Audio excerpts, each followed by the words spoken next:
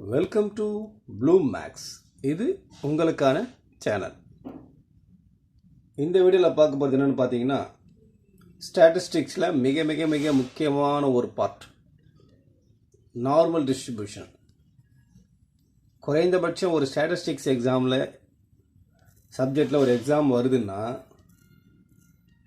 அதில் normal டிஸ்ட்ரிபியூஷனில் questions இல்லாமல் கண்டிப்பாக இருக்கவே இருக்காது.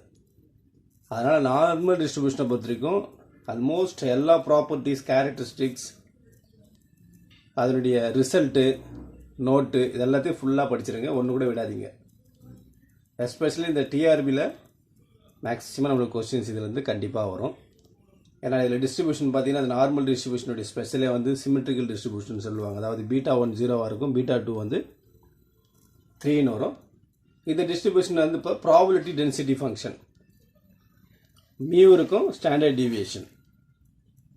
இந்த இடத்துல எடுக்கும்போது நம்ம வேரியன்ஸ்னு எடுத்துக்கலாம். நான் ஸ்கொயரில் வந்துட்டு மேலே. So function of normal distribution என்னென்னா 1/σ√2π e⁻⁻½ into x minus mu by sigma whole square. Or இந்த ஸ்கொயர் இங்கே ரிலீஸ் பண்ணிவிட்டு இப்படி எடுத்துக்கலாம். இதில் பார்த்தீங்கன்னா எக்ஸ் வேல்யூ -∞ +∞ வரைக்கும் போகலாம். மியூ வேல்யூவும் அதே மாதிரி -∞ +∞. Standard deviation >1. பட் நம்ம இங்கே எடுக்கிறது வேரியன்ஸ் தான் எடுக்கிறோம். இதில் என்ன பண்ணலான்னு பார்த்தீங்கன்னா ஒரு 3 நோட் இருக்குது. இதுவும் இம்பார்ட்டன்ட், நல்லா பார்த்துங்க. என்னென்னு பார்த்தீங்கன்னா first note X is distributed as normal distribution of mean and variance. Expressed by எப்படி பண்ணலாம், X equivalent n of mu sigma square. இதுக்கு என்ன பண்ணுவோம்னா 0 கொடுப்பாங்க, இதுக்கு 1 கொடுப்பாங்க. அடுத்து இதில் பாருங்கள், இசட் நார்மல் வேரியட் ஃபார்ம் பண்ணுறதுக்கு இதை கேபிட்டல் இசட்னு எடுத்துங்க. Is a standard normal variate with என்னென்னா இ ஆஃப் இசட் வேல்யூ 0 வந்துடும். வேரியன்ஸ் ஆஃப் இசட்னா 1 வந்துடும். இது ஃபார்முலா போட்டு பாருங்கள். இ ஆஃப் இசட் போட்டிங்கன்னா இதுவும் இ ஆஃப் எக்ஸ், இதுவும் மீன், ரெண்டு மீன் மைனஸ் மீன் 0 ஆகிடும். வேரியன்ஸ் ஆஃப் எக்ஸ் மைனஸ் ஒய்க்கு ஃபார்முலா போட்டு பார்த்தீங்கன்னா 1 வரும். ஸோ இதை எப்படி எழுதலாம்னா Z tends to n of 0,1. அதாவது மீன் 0, வேரியன்ஸ் 1. இதில் நம்ம அடுத்த ப்ராப்பர்ட்டியும் பார்த்துக்கலாம். அடுத்தது பார்த்தீங்கன்னா நோட் என்னன்னா the PDF of standard normal variate. இது முன்னாடி பார்த்தது நம்மளுக்கு இசட்டில் எக்ஸில் பார்த்துருந்தோம் இல்லையா. இது ஸ்டாண்டர்ட் நார்மல் வேரியட்டில் பார்க்குறோம். நார்மல் வேரியட்னா ஒன்றும் இல்லை, அந்த Z is equal to X minus mu by சிக்மான்னு எடுத்தோம் இல்லையா, அதில் மாத்திரம் பை ஆஃப் இசட் என்ன வந்துடும் 1/√2π வரும். இதில் சிக்மா வராது. e⁻−z²/2. இசட் வேல்யூ -∞ +∞ இருக்கலாம். And the corresponding distribution function capital F of இசட்னு போடுவோம் இல்லையா, அதுதான் டிஸ்ட்ரிபியூஷன் ஃபங்க்ஷன். என்ன வரும் பார்த்தீங்கன்னா phi of Z equal to probability of z less than or equal to z -∞ to +z pi of u du வந்துடும். இந்த ஃபங்க்ஷன் அப்படி யூவில் மாற்றிடுங்க. யூவில் மாற்றிட்டோம்னா u²/2. இதில் ஒரு sub result pi of -z equal to 1 - pi of z. இது டிஸ்ட்ரிபியூஷன் ஃபங்க்ஷனை பார்த்தீங்கன்னா உங்களுக்கு தெரியும், உங்களுக்கு ஐடியா. Probability of a less than or equal to x less than or equal to b னா p of b minus p of a ன்னு போடுவோம். நம்மளுடைய வேரியட் z இப்படி இருக்கிறதுனால இந்த மாதிரி எழுதிக்கிறோம். புரியுதுங்களா பாருங்க. p of a less than or equal to x less than or equal to b னா p of b minus p of a ன்னு எழுதுவோம். அதை தான் இந்த மாதிரி எழுதிருக்கோம் நம்ம டிஸ்ட்ரிபியூஷன் ஃபங்க்ஷனில். இது ஒரு one of the important property தான் ரிமார்க்ஸில். இப்போ நெக்ஸ்ட் இந்த மார்பிள் டிஸ்ட்ரிபியூஷனை எதுலேருந்து கொண்டு வராங்க டெரைவ் பண்ணுறது, தட் இஸ் லிமிட்டிங் கேஸ்ன்னு சொல்லுவேன் இல்லையா. Normal distribution as a limiting form of முதல் ஃபங்க்ஷன் இது பைனாமியல் டிஸ்ட்ரிபியூஷன்லேருந்து கொண்டு வரலாம். என்ன ப்ராப்பர்ட்டின்னு பார்த்தீங்கன்னா normal distribution another limiting form of the binomial distribution under the following 2 condition. என்னன்னா என்ன இன்ஃபைனைட்லி லார்ஜ்னு எடுத்துக்கணும். தட் மீன்ஸ் என்னது n டென்ஸ் டு இன்ஃபினிட்டி வரைக்கும் எடுக்கணும். இன்னொன்று பியும் கியூ இருக்கு இல்லையா, அதை ரொம்ப ஸ்மால் இல்லாமல் எடுக்கணும். அப்போ என்ன அர்த்தம், கொஞ்சம் பெருசாக எடுக்கணும்னு அர்த்தம். நெய்தர் பி நார் கியூ இஸ் வெரி ஸ்மால். இது ஒரு லிமிட்டிங் கேஸ். அதாவது பைனாமியல் டிஸ்ட்ரிபியூஷன்லேருந்து நார்மல் டிஸ்ட்ரிபியூஷனை டெரைவ் பண்ணலாம்.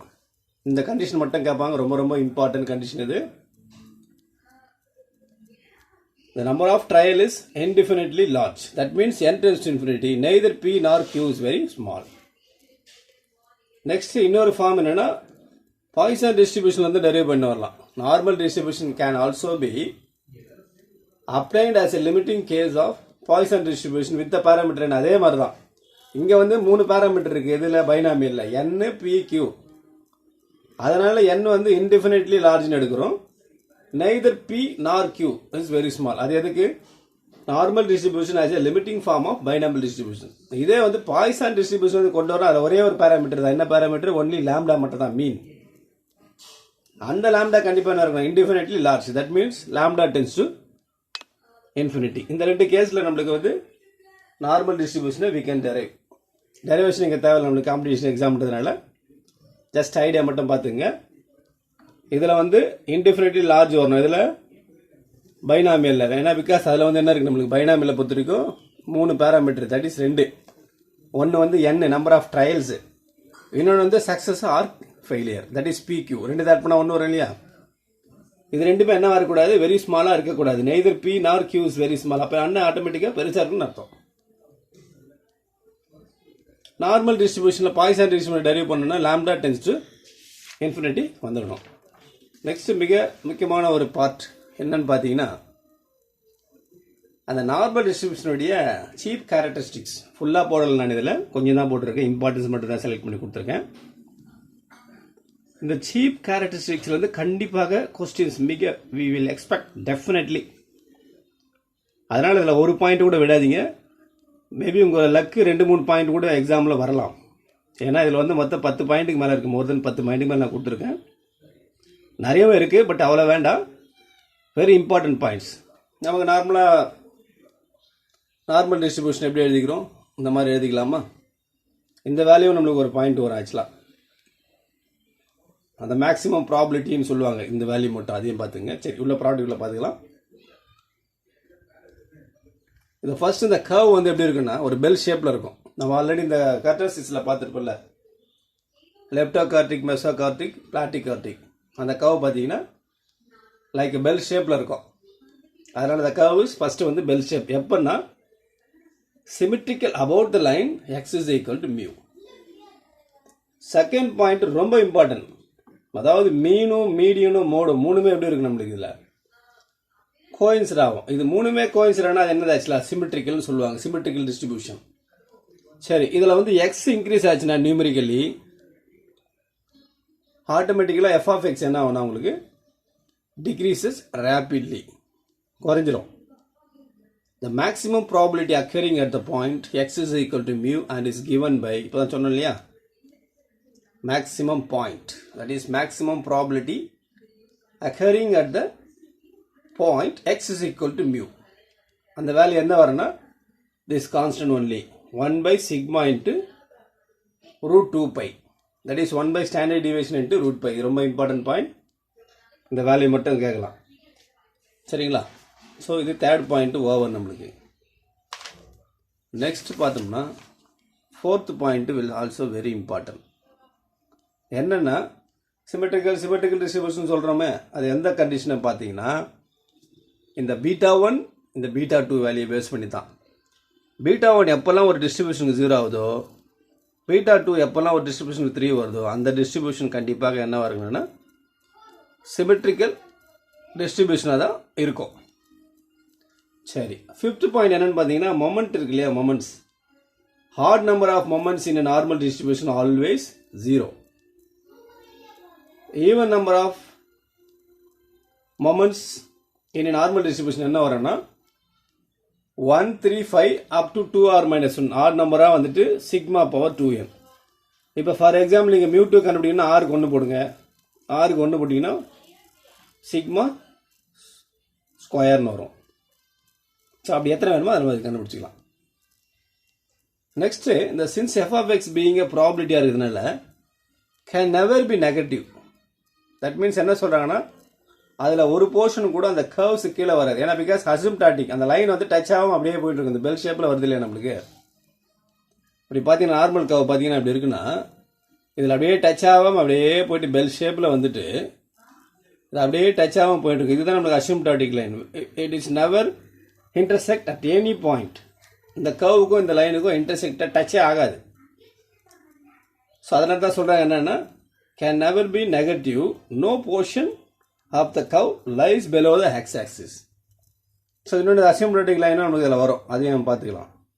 So linear combination of independent normal variates is also a normal variate. இது another 7th பாயிண்ட் நம்மளுக்கு. நெக்ஸ்ட் இதில் பார்த்தோம்னா இப்போ சொன்ன இல்லையா முன்னாடி அந்த கர்வும் எக்ஸ் ஆக்சிஸும் does not intersect at any point of the time. அந்த டைம் எந்த டைமில் உங்களுக்கு கட் ஆகாது.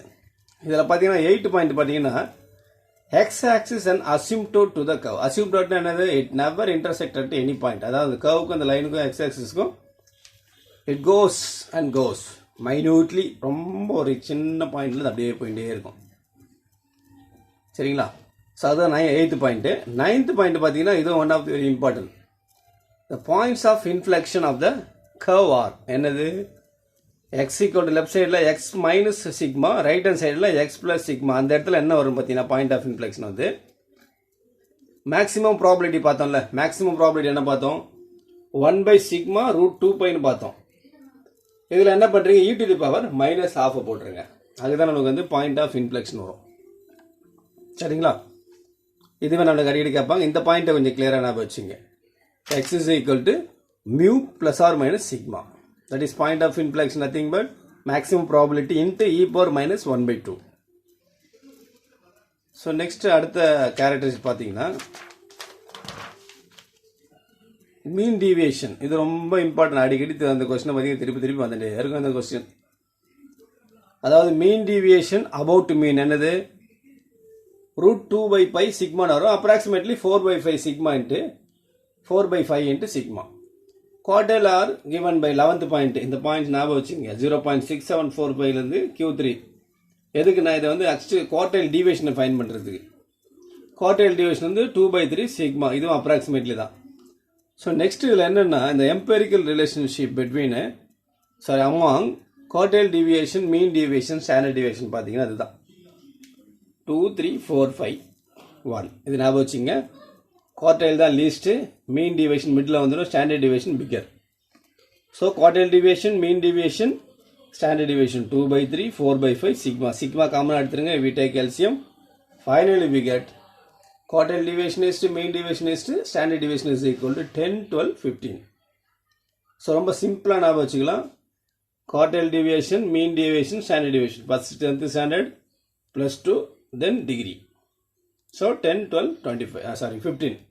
இந்த ரேஷன் ஞாபகம் வச்சுக்க. இங்கே மாற்றிடாதீங்க. quartile deviation, mean deviation, standard deviation. Area property கொஞ்சம் ஞாபகம் வச்சுங்க கேர்ஃபுல்லாக. அது 1 or 2 கேட்கலாம். Mu minus sigma, mu minus 2 sigma, mu minus 3 sigma 3 ரேஷியோவில் கொடுத்துருக்காங்க. இது ரெண்டும் நியரஸ்ட்டாக இருக்குது. 9.5, இது 0.99, இது 6.8 வருது. லீஸ்ட் பார்த்து வச்சுங்க. ஆல்ரெடி குவார்டைல் டிவிஷனில் பார்த்த மாதிரி தான் 6, 7 போட்டிருக்கோம். இதில் 6, 8 இருக்குது. சரிங்களா? ஸோ இதை பார்த்துங்க. நம்ம வீடியோ பிடிச்சிருந்தா லைக் பண்ணுங்கள், ஷேர் பண்ணுங்கள். கூடவே பெல் ஐக்கானும் ப்ரெஸ் பண்ணுங்கள். அப்போ தான் நம்ம போடக்கூடிய வீடியோ உங்களுக்கு உடனுக்குடனே வந்து சேரும்.